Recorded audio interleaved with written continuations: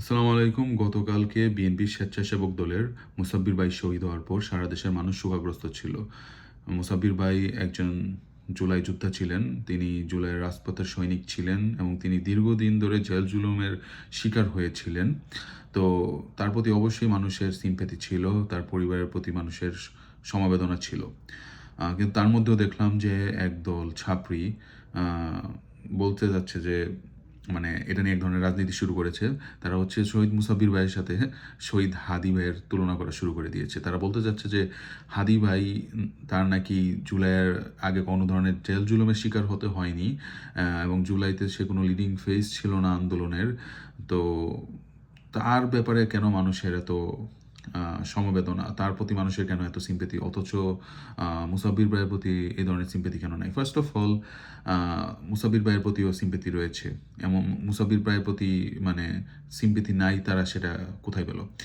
R second of all, এটা তো কোনো ধরনের ডিক মেজারিং কন্টেস্ট না যে কাঠটা কতটা লম্বা সেটা হচ্ছে আমরা এখানে ইয়ে করতেছি, মেজার করতেছি, রাইট? এটা এটা কোনো ধরনের ডিক মেজারিং কন্টেস্ট না। হাদি ভাই হচ্ছে তার যে কজ, সে কজের জন্য তার যে সর্বোচ্চ যেটা পে করা দরকার নিজের জীবন, সেটা পে করে দিয়েছেন। যারা এই ধরনের ছাপড়িপনা করতেছেন তারা কিন্তু নিজের জীবনটা দেন নাই, এমন কখনো দিবেনও না, এটা আমরা ভালোভাবে জানি আর কি। তো যাই হোক, এটা হচ্ছে কোনো ধরনের ডিকমিজারিং কন্টেস্ট না যে আপনি ইয়ে করবেন, কম্পেয়ার করবেন, আচ্ছা হ্যাঁ ওরটা অত লম্বা এই কারণে ও হচ্ছে বেশি সুপুরুষ, সুতরাং ওর স্বীকৃতি বেশি হবে। একটা বিষয় না, দুজনই শহীদ হয়েছেন, দুইজনই দীর্ঘদিনের ধরে রাজনীতি নিয়ে চিন্তা করেছেন এবং দীর্ঘদিন ধরে রাজনীতি করেছেন এবং দুজনই শহীদ হয়েছেন। এবং এরা বিষয়টাকে এমনভাবে দেখাতে চায়, মনে হয় যে এটা হচ্ছে এক ধরনের গ্যাং ওয়ারফেয়ার। মনে হয় যে যে দুইটা গ্যাং রয়েছে, ওই গ্যাংয়ের একজনকে মারা হয়েছে, তার ব্যাপারে সবাই সমবেদনা প্রকাশ করছে, তাকে সারা দেশের মানুষ হিরো হিসেবে ভাবছে। আমার গ্যাংয়ের একজন মানুষ মারা গেল, তাকে নিয়ে কেন এই ধরনের আলোড়ন তৈরি হলো না? এটা কি গ্যাং ওয়ারফেয়ার নাকি? এখানে তো কোনো ধরনের গ্যাং ওয়ারফেয়ার চলতেছে না। হাদি ভাই এবং হচ্ছে মুসাব্বির ভাইয়ের মধ্যে কি এসেন্সে কোনো ধরনের ডিফারেন্স রয়েছে? তাদের এসেন্স যদি চিন্তা করা হয়, তাদের এসেন্স একই রকম। তারা দুজনই জাতীয়তাবাদী, দুইজনই হচ্ছে বাংলাদেশের যে দেশপ্রেমিক জনগোষ্ঠী তাদের রিপ্রেজেন্টেটিভ। তো তাদের মধ্যে এমন ধরনের কোনো ডিফারেন্স নেই। আর সেকেন্ডলি হচ্ছে এই যে মাসুদ কামাল, এরপরে যে এরশাদ নাবিল খান, এরপর হচ্ছে আমানুল আমান, এদের কথাবার্তা সব ন্যারেটিভ একই রকম। আমি জিনিসটা বুঝি না, এরা কি এই যে হোয়াটসঅ্যাপের মানে এরা হাইভ মাইন্ডের মতো কাজ করে। মনে হয় যে হোয়াটসঅ্যাপ থেকে কিছু একটা ইনফরমেশন পায়, হোয়াটসঅ্যাপ থেকেও যে কোনো ধরনের একটা নির্দেশনা পায়, দেন হচ্ছে পুরোপুরি একটা হাইভ মাইন্ডের মতো নিজেদের লজ্জা শরম, নিজেদের যে চিন্তাভাবনা সব কিছু বাদ দিয়ে মানে যে এক ধরনের হাইভ মাইন্ডের মতো এদের ব্রেইন মনে হয় যে মানে হোয়াটসঅ্যাপের ওই নির্দেশনাটা কন্ট্রোল করে। এতটা নির্লজ্জভাবে ওরা এই ধরনের কথা বলে আর কি। আর এরপরে আমি যেটা বলতে চাই সেটা হচ্ছে হাদি ভাইয়ের যে মাহাত্ম, সেটা শুধুমাত্র সে জুলাইতে যে মানে আন্দোলন করছে এবং জুলাইতে যে নেতৃত্ব দিছে মাঠে থেকে, শুধুমাত্র সেটার কারণে না। হাদি হচ্ছে আমাদের, আপনার ফিলোসফার কিং বলতে একটা টার্মস আছে, সেটা হয়তো জানেন। হাদি হচ্ছে আমাদের ফিলোসফার প্রিন্স। আমাদের ফিলোসফার প্রিন্স যে কখনো কিং হতে পারেনি, সেটা হচ্ছে আমাদের হাদি। হাদি হচ্ছে আমাদের ফিলোসফার প্রিন্স। হাদি এই দেশের যে প্রধানতম সমস্যা, ভারতীয় আধিপত্যবাদ এবং ভারতীয় আধিপত্যবাদের যে ইম্পোজড আওয়ামী ফ্যাসিজম বা ইম্পোজড যে একটা ফ্যাসিজম, সেই ফ্যাসিজমের যে কলকবজা সেটা কমপ্লিটলি সেটা উনি বুঝতে পেরেছেন এবং সেটা কীভাবে ফাইট করা যায় সেই ব্যাপারে তার দীর্ঘ প্রস্তুতি ছিল এবং সেই বিষয়ে উনি অনেক কথা বলে গিয়েছেন।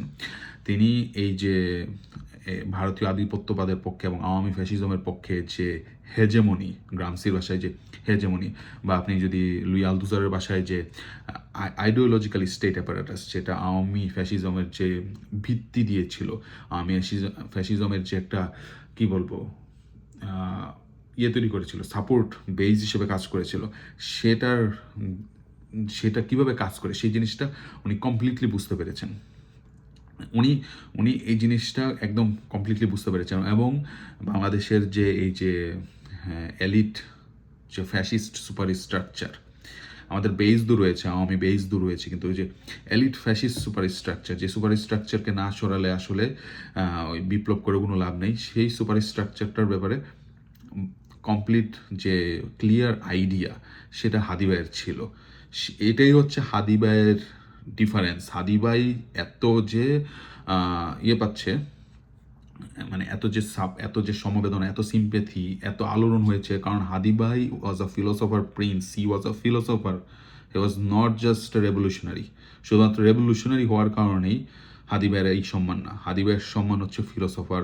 উনি এই বাংলাদেশের প্রধানতম সমস্যাগুলো যে রুট সেটা উনি বুঝতে পেরেছেন। তারপর হচ্ছে উনি নতুন এক ধরনের রাজনীতি নিয়ে আসতে চেয়েছিলেন, লিটারাল ক্রাউড ফান্ডিং বলতে যেটা বোঝায়, সেই লিটারাল ক্রাউড ফান্ডিংয়ের রাজনীতি উনি শুরু করেছিলেন। তারপর উনি আনঅ্যাপোলজেটিক্যালি মুসলিম ছিলেন, ওনার মুসলিম আইডেন্টিটি নিয়ে কোনো ধরনের হীনমন্যতা ছিল না। দেন উনি হচ্ছিল তার যে বাঙালি মুসলিম আইডেন্টিটি সেটা নিয়ে কমপ্লিটলি আনঅ্যাবেশড ছিলেন। তো এই বিষয়গুলোর কারণেই হচ্ছে আমরা হাদি ভাইকে সেই সম্মানটা করি। হাদি ভাইয়ের সম্মান শুধুমাত্র তার জুলাই রেভলিউশনারি হওয়ার কারণে না। তো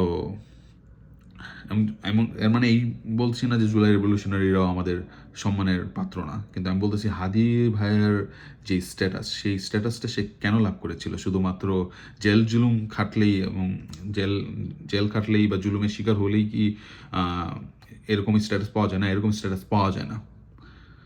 এখানে এরকম স্ট্যাটাস যদি পাইতে হয়, যে সমস্যা যে বিষয়গুলা, সেই বিষয়গুলার যে ক্লিয়ার সলিউশন, সেই সলিউশনগুলো নিয়ে কথা বলতে হবে।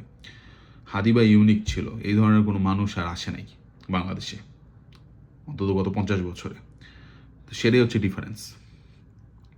তারপর হচ্ছে হাদি ভাই বুঝতে পেরেছিলেন যে বাংলাদেশের যে এই যে ভদ্রতা যে একটা পাওয়ার স্ট্রাকচার হিসেবে কাজ করে, ভদ্রতাকে ব্যবহার করে বাংলাদেশের মনে করেন এই আসাদুজ্জামান নূরের মতো লোকরা প্রচণ্ড ভদ্র, কিন্তু তারা হচ্ছে ওই যে তাদের গাড়িতে ঢিল দেওয়ার কারণে মানুষের জীবন নিতে পারে। মানুষের জীবন কিন্তু মানে অভদ্র হওয়ার চেয়েও ভালো। ওকে, মানে আপনি অভদ্র এতটাই খারাপ এই এলিটদের চোখে, আপনি অভদ্র হতে পারবেন না। আপনি অভদ্র হলে আপনার জীবন নেওয়া যায়, যেমন এই যে ঢিল দেওয়ার কারণে হচ্ছে কিন্তু জীবন নেওয়া যায়, অভদ্র হওয়ার কারণে জীবন নেওয়া যায়, কিন্তু জীবন নেওয়াটা কিন্তু খারাপ না। আপনি যদি এলিট সমাজের মানুষ হন, আপনি মানুষকে ওই ক্রস ফায়ারে দিয়ে মারতে পারবেন, এটা কোনো ধরনের বড় অপরাধ না। কিন্তু আপনি হচ্ছে ভদ্রতার সীমা লঙ্ঘন করলে হচ্ছে আপনি অপরাধী।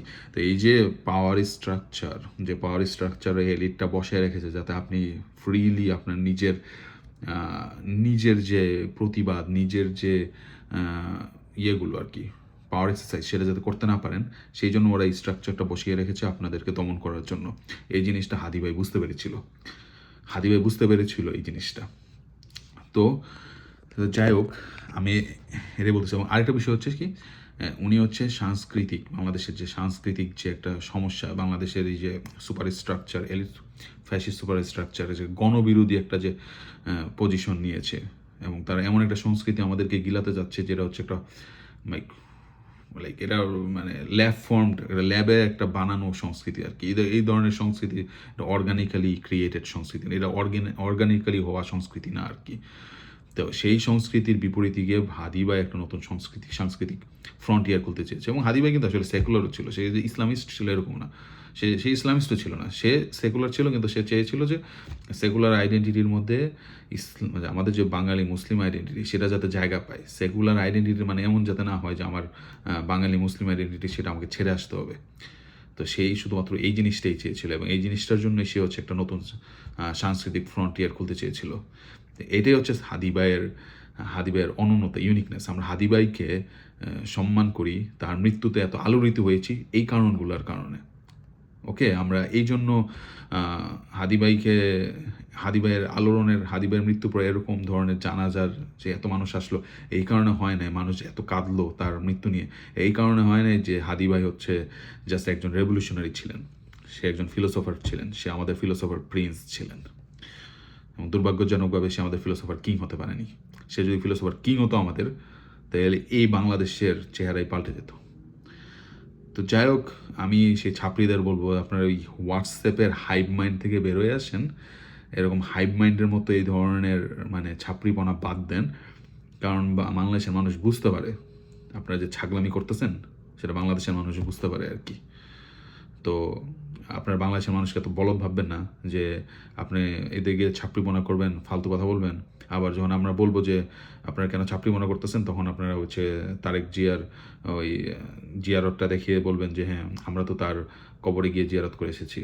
কবরে গিয়ে জিয়ারত করে আসছেন, খুব ভালো হয়েছে, কিন্তু তার মানে এই না যে আপনার ওই নীলুফার বা আপনার হচ্ছে ওই মাসুদ কামাল, এরশাদ নাবিল খান, আমানুল্লাহ আমান, এরা হচ্ছে এই সমস্ত, বা মানসুরা এই সমস্ত ফালতু কথা বলে যাবে হাদির ব্যাপারে, আর ওই একটা জিয়ারতের ছবি দেখায় বলবেন যে না, আমরা তো হাদির ব্যাপারে কোনো অসম্মান করতেছি না, আমরা দেখতে পারতেছি।